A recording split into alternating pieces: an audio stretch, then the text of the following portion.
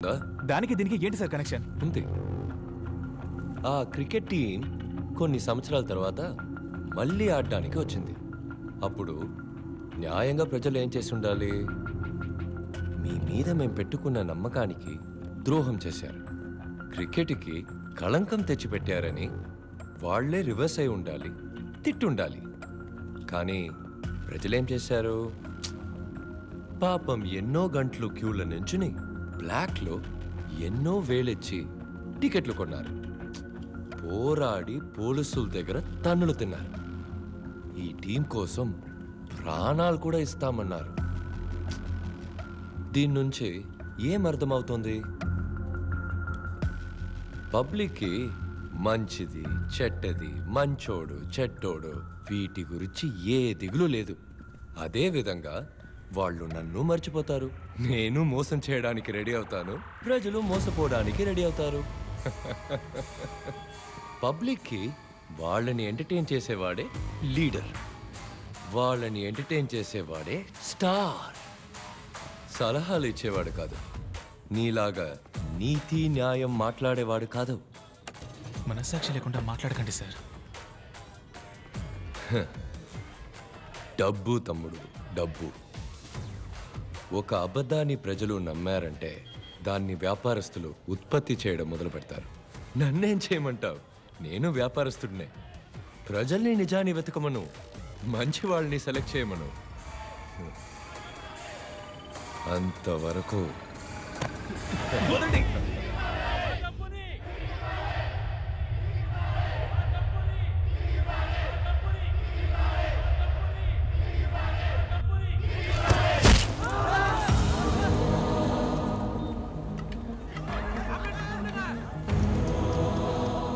Public building పగలకొట్టి లోపలికి వచ్చి మన యోర్ బ్యాంక్ స్టాఫ్ ని పైనుంచి కిందకి తోసేశారు.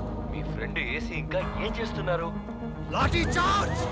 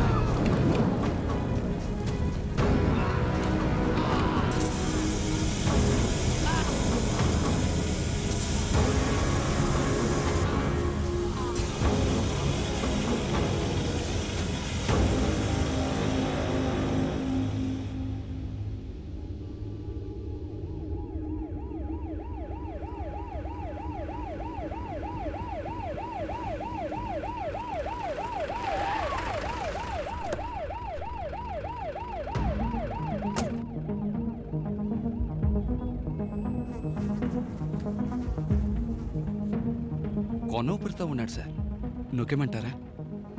చేయబేకు ఎవిడెన్స్ ప్రాణం పోయేంత వరకు రౌండ్స్లో ఉండు.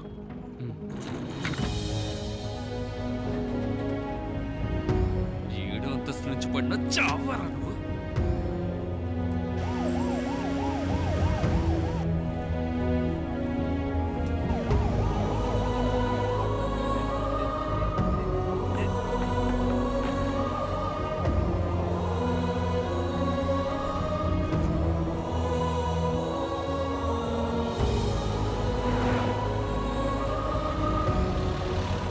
గంట సేపు నేను తిరుగుతున్నా, ఇంకా పోలా.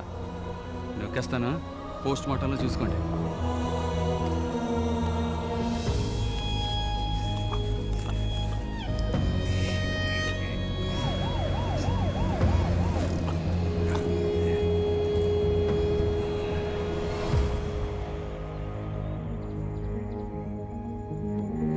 నేనేసి మాట్లాడుతున్నాను.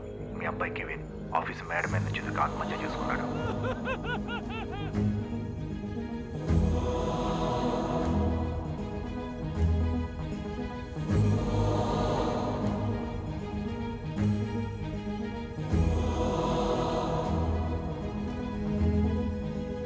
Your bank rely mutual fund company వ్యాపారంలో నష్టం ఏర్పడి దివాలా తీసినందువల్ల దాని మీద నేరపత్రిక దాఖలు చేయడానికి ఎటువంటి ఆధారాలు లేవని పోలీస్ శాఖ న్యాయస్థానంలో తెలిపింది. బడుగు వర్గాల నుంచి మొదటిగా చదివి ఉద్యోగానికి వెళ్ళాడని సంతోషపడ్డాను. ఆడిని చంపేశారు. మనం ఏమీ చేయలేకపోతున్నావే. మనం ఏం చేయగలం చెప్పు? మన దగ్గర డబ్బు లేదే, బలం లేదే. కొట్టినా చంపినా దేవుడా కాపాడు కాపాడు అని గోడు పెట్టుకుంటాం, కానీ రావడం లేదే.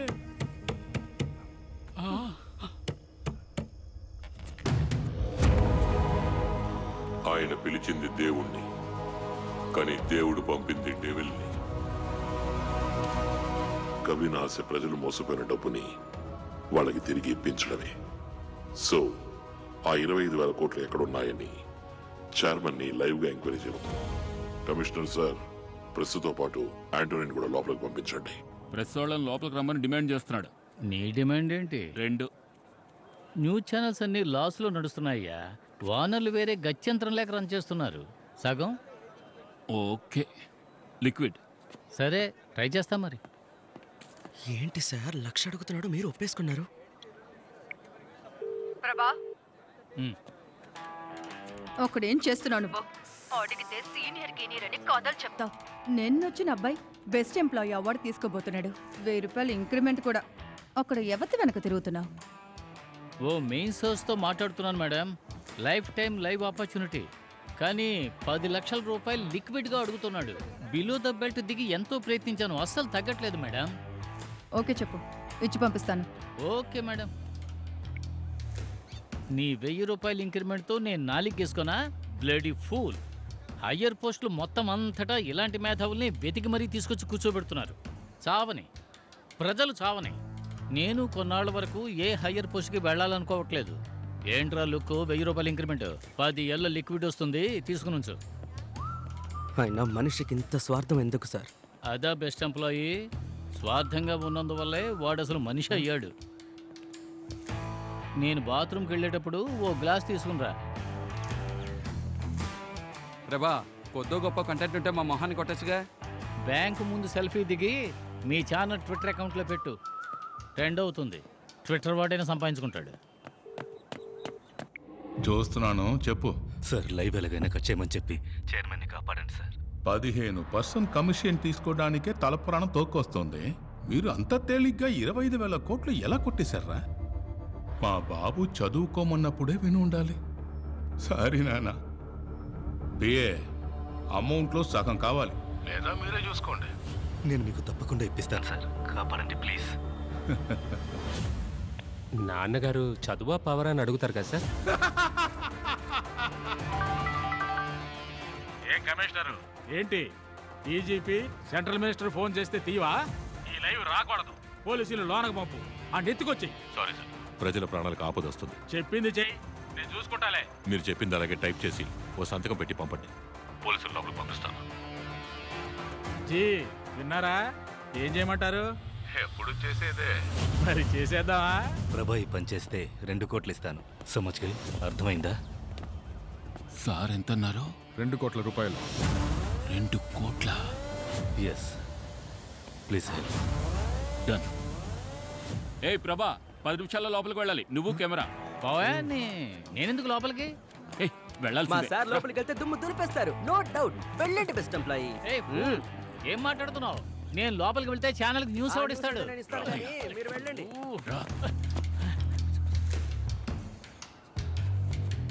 రిస్క్ అయ్యా. ఏ యాంటోని కూడా లోపలికి వస్తున్నాడు. ఇంతవరకు పబ్లిక్ అవన్నీ చంపినవాడు నిన్ను మాత్రం చంపుతాడా? 1 కోటి రూపాయలయ్యా. 50 లక్షలు నాకు, 50 లక్షలు నీకు. 50 లక్షలా? సరే, అది చూసేద్దాం.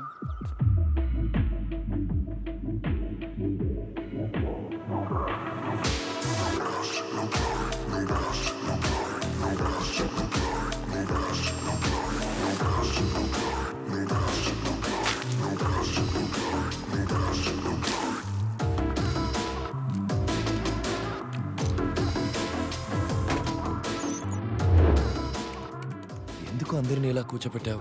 ఏదైనా సరే అగ్రిమెంట్లో సైన్ చేసి మాట్లాడుకుందాం. దానికి సంబంధించిన అగ్రిమెంట్ ఇది. చదివి సంతకం పెట్టండి.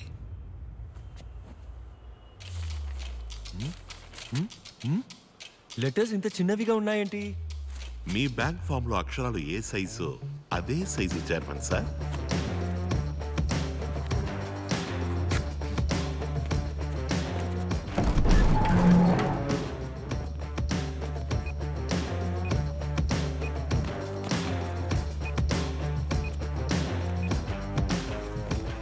ఏంటి ఆంటనీ, బయట మన ప్లాన్ ప్రకారం అంతా పక్కాగా జరుగుతుందా?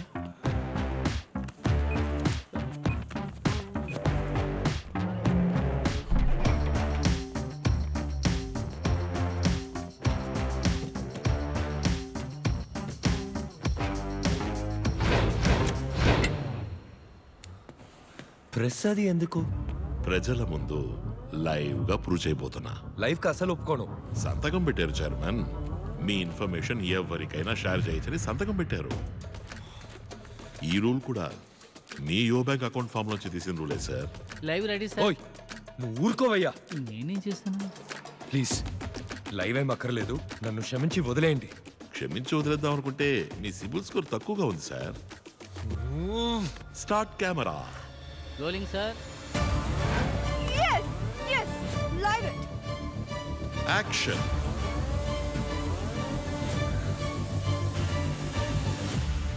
నీ మ్యూచువల్ ఫండ్ లో ప్రజలు పెట్టుబడి పెట్టిన 25,000 కోట్లు ఎక్కడా? దానికి నా బ్యాంక్కి సంబంధమే లేదు సార్. ఫామ్ మీద మీ బ్యాంక్ పేరు రాస్తుంది, యో బ్యాంక్ రిలై మ్యూచువల్ ఫండ్ అని. అందులో మా షేర్ 40%, మిగతా 60% వాళ్ళది. సార్ పోనీ నేను అర్థమయ్యేలా చెప్పనా? ప్లీజ్ సార్, మా కంపెనీ మ్యూచువల్ ఫండ్ కంపెనీ అన్నదమ్ములు లాంటివి. తమ్ముడు తప్పు చేస్తే అన్నేం చేస్తాడు పాపం? నా తమ్ముడు తప్పు చేస్తే ఇలాగే కొట్టి మరీ అడుగుతా. ఉదాహరణ తప్పు చెప్పాను, క్లియర్గా అర్థమయ్యేలా ఇంకో ఉదాహరణ చెప్తాను. జీవితంలో పైకి వస్తాడని ఓ పిల్లాన్ని దత్తత తీసుకుంటావు, వాడు బేవర్స్ అయితే మనం ఏం చేస్తాం చెప్పండి? సరిగ్గా పెంచడం తెలియనప్పుడు ఎందుకు నా దత్తత తీసుకోవడం? ఉదాహరణలే వద్దు సార్, తిన్నగా విషయానికి వస్తాను. మాకు 40% లాసేగా. అప్పుడు ముందు నువ్వేగా అడిగుండాలి. మీరే మాట్లాడుకోండి. సి వైలెన్స్ తప్పు, చేయి చేసుకోకూడదు. కరెక్ట్ గా సమాధానం చెప్పలేదంటే కొట్టచ్చని అగ్రిమెంట్ లో ఉంది, సంతకం పెట్టారు. చెప్పండి, డబ్బు ఎక్కడా? నీ చెప్పేది అర్థం కావట్లేదా? నేను మీలాగా లాస్ అయిన వాడినే. నన్ను అడిగితే ఎలా చెప్పను? అయితే మరి ఎవరిని అడగాలి? ఆ మ్యూచువల్ ఫండ్ చైర్మన్ హర్షాని కదా అడగాలి. ఓ, ఆయన అడగాలన్నమాట. అప్పుడు mutual fund company owner Harsha ఎక్కడున్నా సరే షోకి రావాలి. వెళ్దామా సార్? కిడ్నాప్ చేసి వెళ్తామని అడుగుతావా? పోనీ.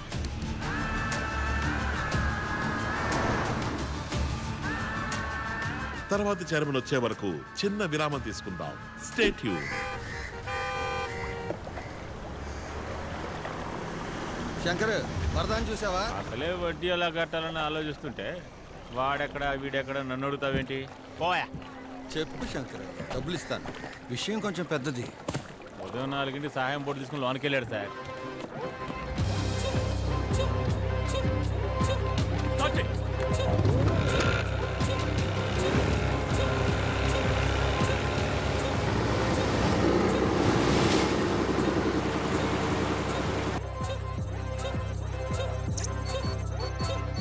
సార్, సరిగ్గా చైర్మన్ బ్యాంక్ వచ్చి వెళ్ళిన అన్ని రోజుల సీసీటీవీ ఫుటేజ్ డిలీట్ అయింది.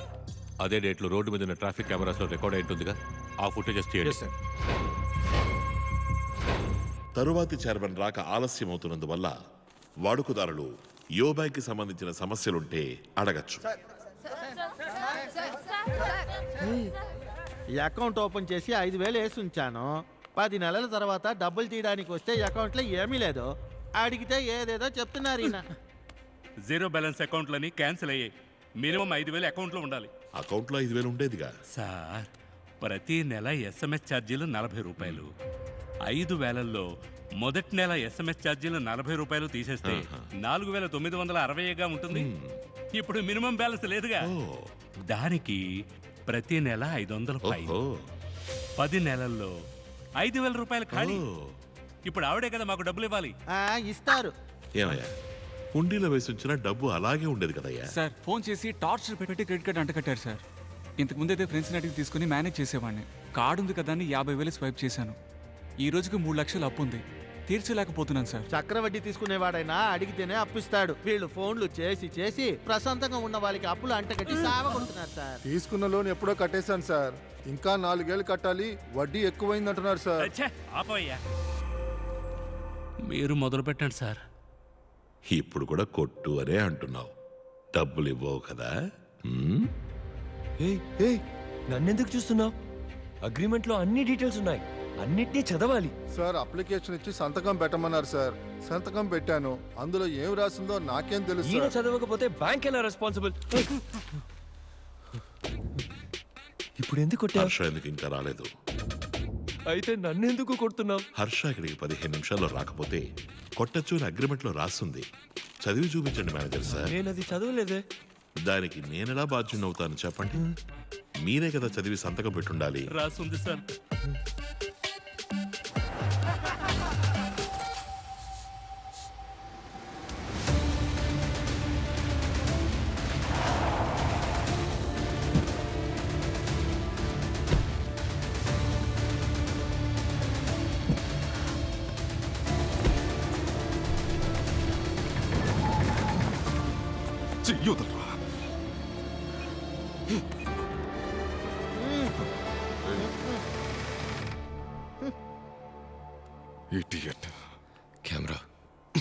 కెమెరా ప్రజల డబ్బు 25,000 కోట్లు ఏమైంది?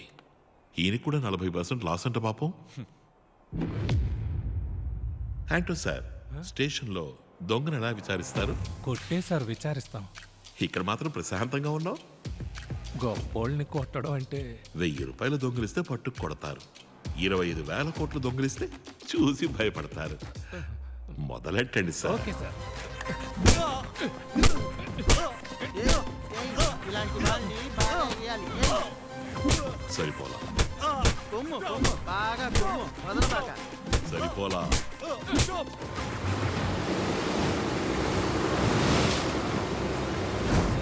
త్వరగా ఇంటర్నేషనల్ వాటర్లోకి పెడితే తప్పించుకోవచ్చు.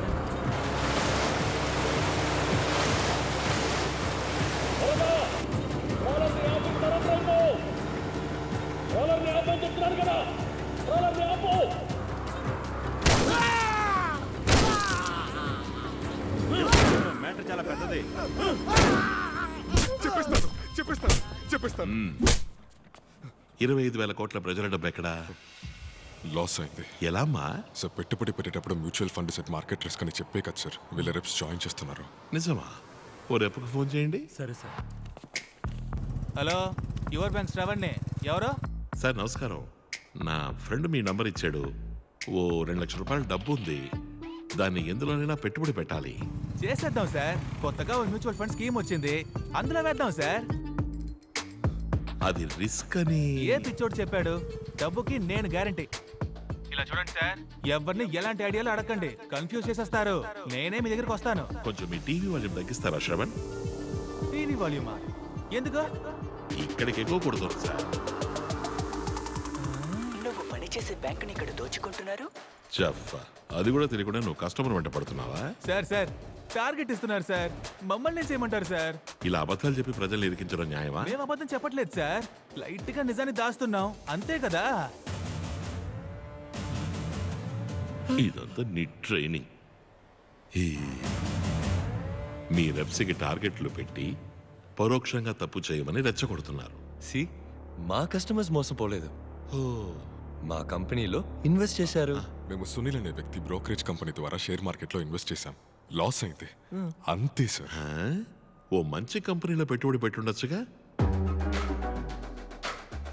షేర్ మార్కెట్లో ఓ మంచి కంపెనీలో పెట్టుబడి పెట్టుండొచ్చు కదా. అది మీరు సునీల్ సార్ని అడగాలి. ఓ, ఆయన్ని అడగాలన్నమాట.